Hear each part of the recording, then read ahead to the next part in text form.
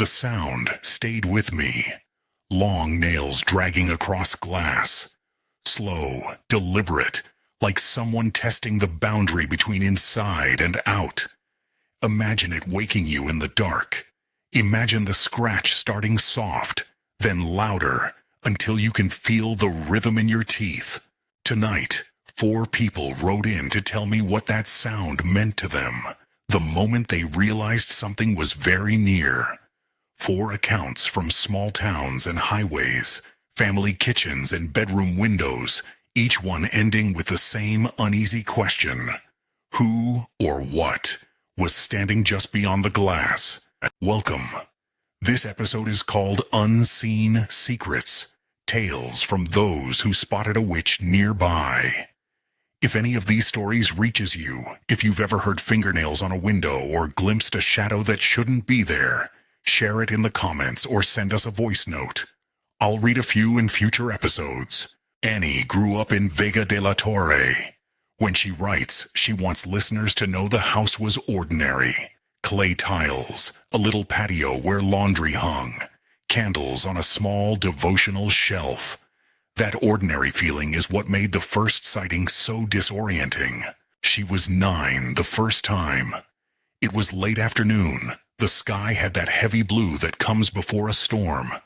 She remembers the smell first, wet earth and the residue of cooking oil.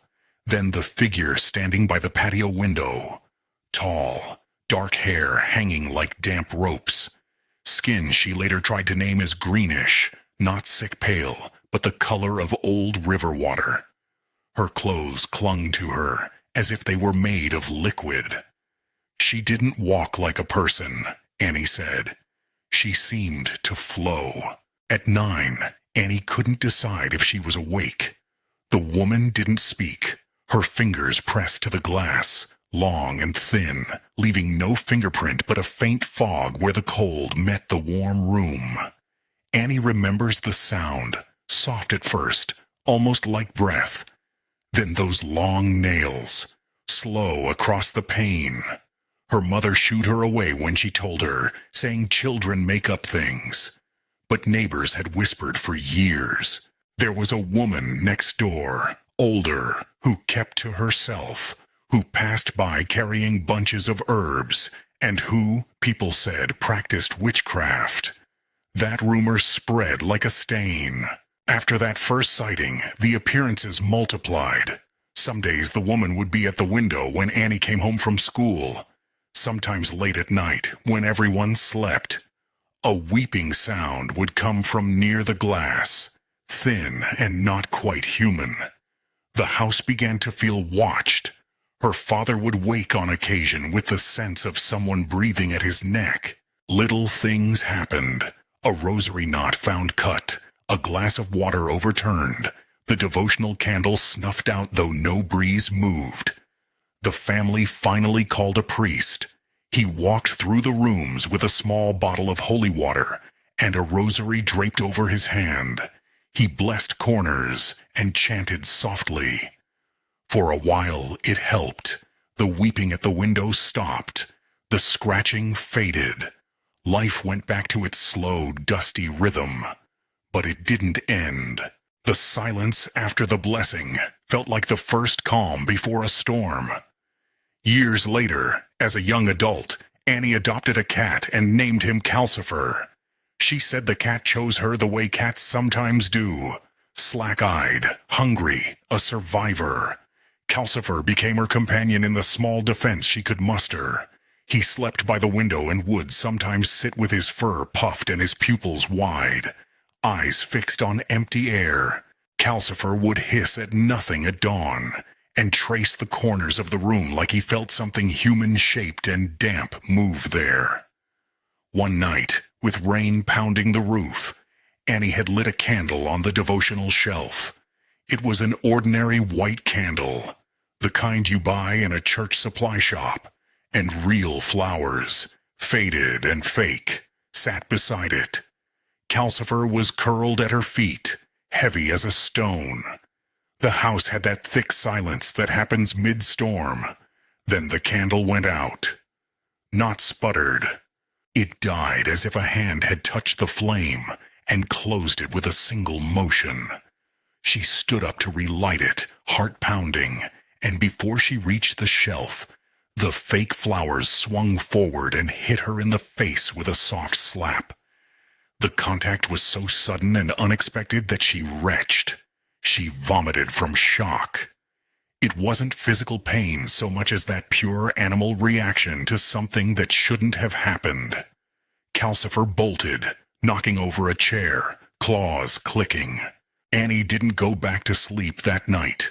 She sat with the candle, the flame fragile in her hands, and prayed with a hushed urgency she had never known as a child. She doesn't describe it as a cure. "I don't know if anyone was making things happen," she wrote. "We believed the neighbor had something to do with it. Maybe it was the house. Maybe I was just tired. All I know is that when the nails came back, sometimes long after the blessing, I would wake and listen. The neighbor moved some years later. The rumor about witchcraft followed like a stench, and people said the house had a weight to it. Annie still lives with Calcifer. The cat sleeps with his head on her ankle and sometimes bolts for the window at dawn, staring into the yard. Annie prays every night now, quietly and simply, not because she's certain, but because it soothes the raw edge. She still wakes sometimes to that soft scrape on glass, and she keeps the curtains drawn on stormy nights. She told me she feels watched even when the house is empty of neighbors. She is not sure what exactly stood at her window as a child. Maybe it was a woman who hurt people, she wrote. Maybe she was someone else.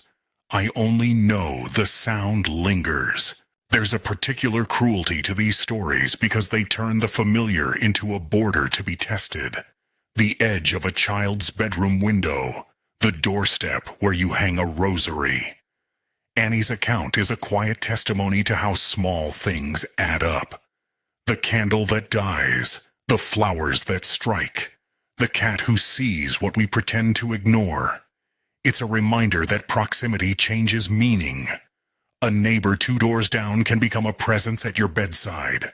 Our next story comes from Torreon. The narrator asked to remain unnamed, and I'll call this person the narrator of Torreon. Their story ties a family's collapse to a neighbor's resentment, and the noise, the nails on glass, features again, growing from nuisance to terror. It began, the narrator said, with a secret that the family had tried to keep. The father had an affair. He was a man of habit, small-town pride, and when rumors spread, villagers took sides.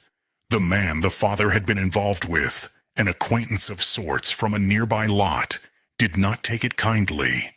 There were words, then threats, and then a slow, corrosive unraveling. Money disappeared, work dried up, doors closed when they needed help. And then my mother got sick, the narrator wrote. She lost weight and strength in a way the doctors could not explain. Tests came back normal. Pills helped for a time, then stopped. The son, small, feverish at times, began with stomach trouble, vomiting and high temperatures that no antibiotic aimed properly. They went to clinics, to specialists in the city, and came away frustrated. At night, the house felt smaller somehow, like the walls had moved in. The nails on the window began soft. At first, they were a sound at midnight. Then they would scrape while the family ate dinner. The narrator remembers the sound moving along the panes, pausing like a curse being read aloud. When the air became thick and the nights grew fearful, relatives declared it witchcraft. A neighbor had said the wrong things and been seen leaving talismans near the family's gate. The family, desperate, turned to prayer. One night the narrator woke to a weight on their chest, an impossible, suffocating pressure. They felt wings. That's the strangest part. The weight had a feathered pattern, as if something had perched there. Human eyes, the narrator said, watched from above and were not friendly. The sensation was of a creature, part bird, part person, sitting on top of them. They could not move their arms, and their breathing became a bead of small noises. Then the child in the house began to vomit. A bitter yellow matter the narrator will not describe in detail beyond the taste it had in their mouth. Metallic, acid, wrong. The mother, frantic, began to pray aloud, words tumbling in a way that had the rhythm of desperation. Relatives came with rosaries. A monk from a nearby monastery visited. He did not offer a medical diagnosis. He offered a spiritual reading. He told them he believed they had been targeted, attacked, perhaps by someone who wanted their family destroyed. He recommended prayers, persistence, and community. They followed his counsel. They sprinkled holy water and chanted and held hands at the bedside. Over weeks, parts of the family regained weight and color. The narrator's feverish nights grew less frequent. But the scars remained. Not all physical, but woven into the way laughter stopped, and how the father walked as if embarrassed. The night with the winged thing is the detail that refuses to be owned by easy explanation. The narrator says the eyes were too human, too accusatory. The child peered into their face as if to say, "I know you, I will make you suffer." Then the vomiting, bitter and unrelenting. Then the smell, sour, like stale corn husk left in sun. The family cleaned the sheets and soaked them in bleach. They burned herbs and called priests.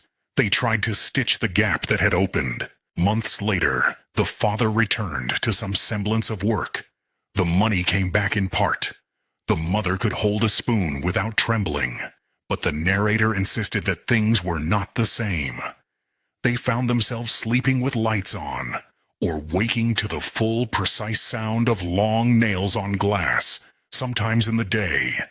When the narrator told neighbors what happened, some nodded as if they had seen it all before. Others shifted evasively and changed the topic. The narrator is left with a question they cannot leave alone. Was it vengeance? Some neighbor's malicious wish turned into pain? Or was it a coincidence of illness and small-town cruelty? "That scraping," they wrote, "still wakes me. I can't tell if it's the house remembering, or if someone else is scratching at the border to remind us we lost something." They are unsure whether to call it witchcraft, or a collective fall into paranoia, but they are sure of its effect. It reshaped a family. What sits at the center of Torion's account is how personal failures, an affair, a shame, can be reframed in the community as spiritual attack. It becomes easier to name an enemy than to admit to the quiet ways people harm their own homes.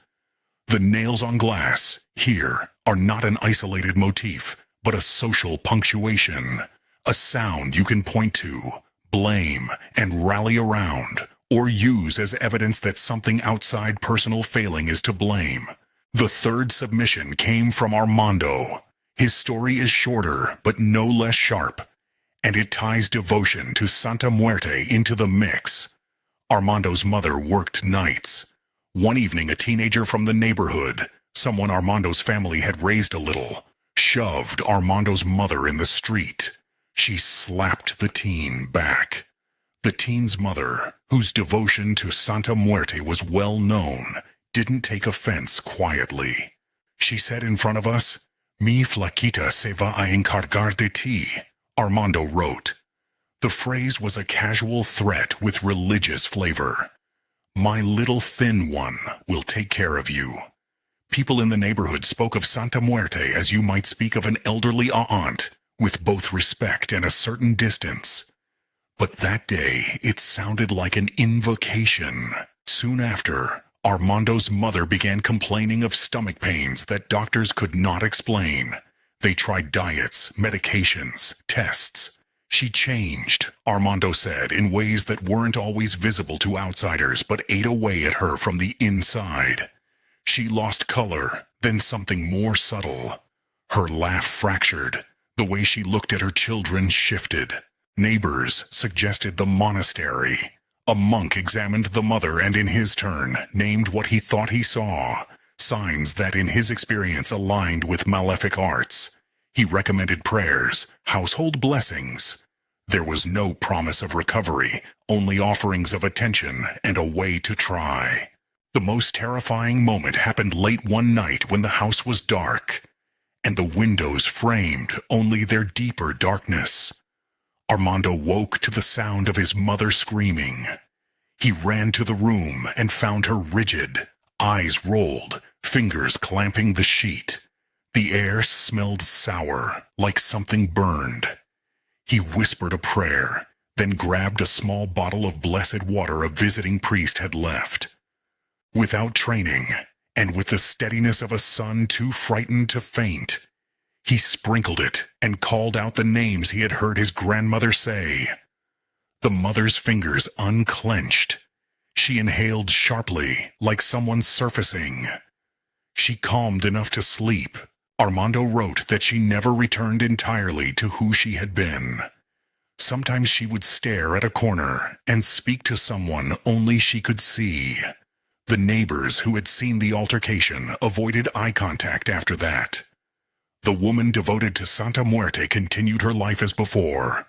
Armando never saw her do anything overt, but he felt the threat in the way the wind seemed to circle the house on certain nights. Armando's story is a microcosm of how personal conflict is interpreted through devotional frameworks.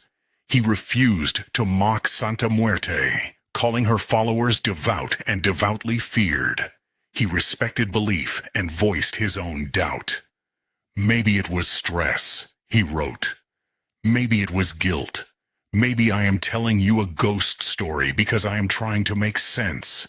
He slept with the door ajar for years after, and he still has a memory of the phrase, mi flaquita, like a bell tolling whenever someone laughs too loudly in the street. Our final account is not from a house but from the road. Jaime's voice is quieter, practical, the sort of person who rides a motorcycle when everyone else would choose a car because it gets you there faster. He was on the road at night, rain slicing sideways.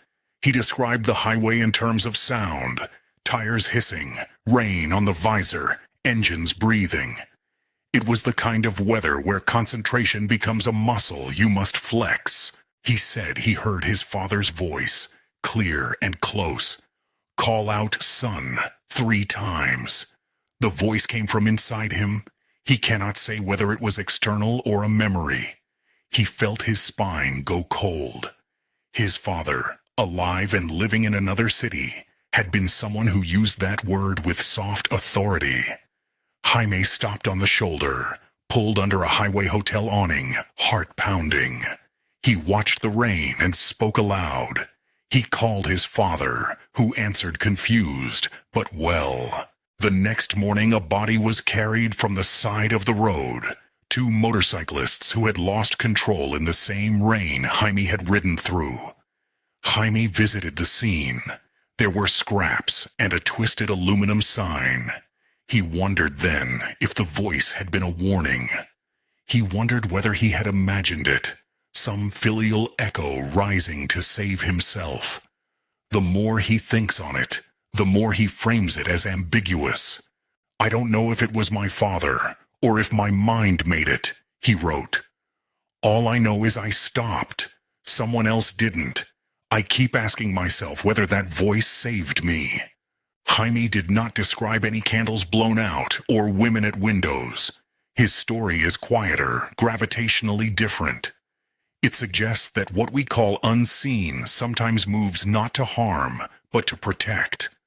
Or maybe it is coincidence, a fortunate pause on a dangerous night. He keeps his helmet by the door now, a little longer to check the sky. He is thankful and still unsettled. He says he hears the sun, sometimes while working, A whisper that is both comfort and a reminder that something could have been otherwise. If there's a through line in these 4 accounts, it's the idea of proximity, that the uncanny often happens inside the frame of home. The woman at the window, the sound of fingernails on glass, the prayer answered and half-effectual, the winged weight on a chest, the whispered threat invoking devotion. Each story collapses the distance between lived life and a perceived malign influence. When your neighbor is a few houses down, she becomes the person at your window. When the highway curves, a voice can sound like warning. Notice the lines of belief that run through these testimonies. People sought priests, monks, visited monasteries, used rosaries, sprinkled holy water. They also took practical steps, clinic visits, medications, social intervention. In each account, religious responses are described with respect and as a part of a way of coping. No narrator promises that prayers fixed everything. They often say the opposite. Things improved in some ways and remained strange in others. The stories resist tidy resolutions. There is also a moral texture here. Accusations, insults, social shame, and the idea that someone else's anger could be turned into harm. Each narrator at some point wonders whether the suffering was a consequence of interpersonal harm. Torreon's narrator framed the illness as a possible retaliation after a father's affair. Armando's family felt threatened after a street altercation. Annie's family linked the sightings to the neighbor's reputation. These are not scientific causations. They are human ways of naming a chaos that threatens home life. And yet we must hold back from certainty. The people who wrote these testimonies are honest about their doubts. They do not present witchcraft as empirical fact. They report, recall, and relate their sensations. They wrestle with their own skepticism. That is part of what gives these stories their weight. They are not sold as proof. They are offered as witness. A final thought on the nails on glass. It appears as a recurring sensory anchor, a motif across several independent witnesses. It is a small, specific sound that has a way of turning the ordinary into the uncanny. In folklore, a repeated noise is a marker. You can use it to point to the moment a normal life becomes a haunted life.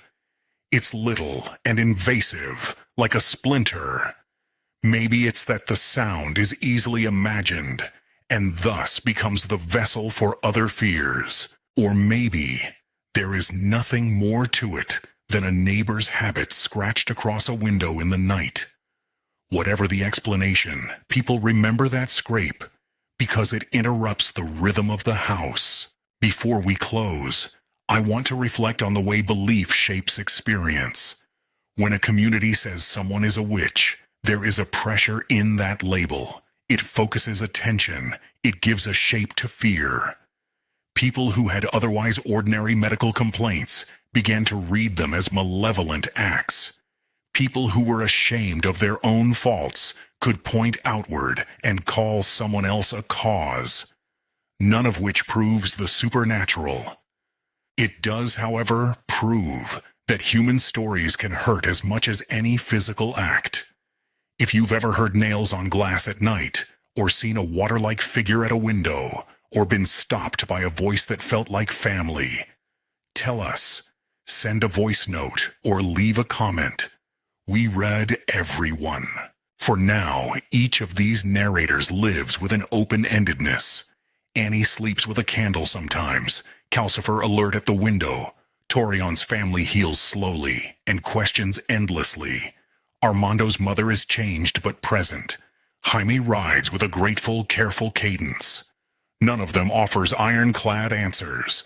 They offer their moments, when the unseen touched the edges of their days and left something behind. If these stories linger with you, subscribe and share this episode. Tell someone you care about, someone who knows the sound of the dark.